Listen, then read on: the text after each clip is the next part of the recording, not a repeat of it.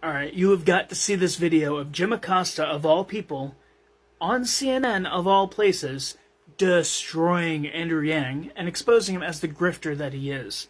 Now, for context, Andrew Yang has started another third political party called Forward Party, which he claims is going to be a centrist party.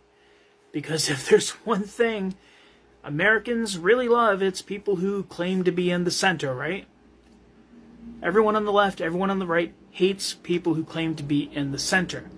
Now, from my perspective, anyone who claims to be in the center is really a right-winger, who is like maybe one small little baby step away from being a complete MAGA fascist. And that's where Andrew Yang seems to be able to stand. But he doesn't answer a single question. Check this out. On both sides, but you're going to have to come up with policy really positions. Negative results. Right, we but just Andrew, need a better system. Yeah, but Andrew, you're going to have policy positions at some point. How does the Forward Party feel about Roe versus Wade? Should it have been overturned?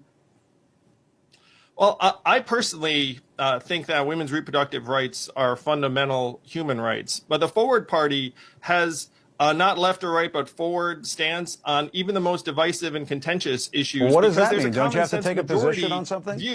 Don't you have to take a position on something?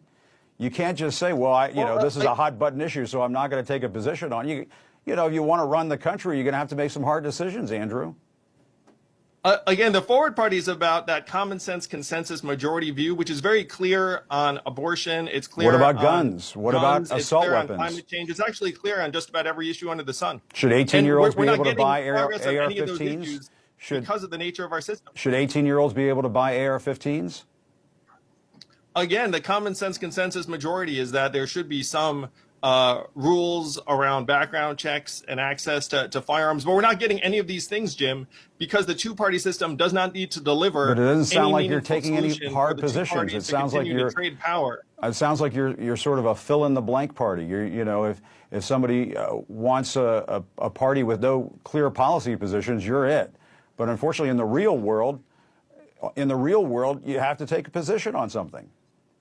Well, we're for the common sense consensus view on guns, abortion, climate change, but we're not getting a common sense consensus what are those result positions? on any of those things, Jim. And those Americans are just sort of fuzzy, but those are fuzzy, nebulous. It sounds like you came up with something in a focus group. You know, common sense, you know, middle of the ground. That sounds wonderful. That sounds great. But at the end of the day, don't you have to take a position on something? Well, the great thing is the American people know where we want the country to go. And what we know that we need a more dynamic, truly representative system than we're getting right now, which is